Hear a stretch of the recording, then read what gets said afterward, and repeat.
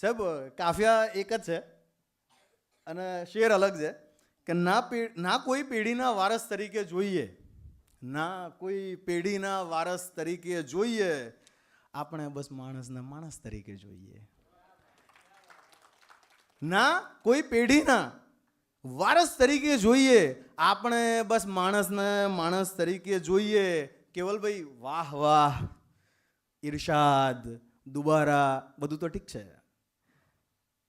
કે વાહ વાહ, ઇરશાદ, દુબારા, બધું તો ઠીક છે. મૂળ ગઝલનું જાણનારો એક ભાવક જોઈએ.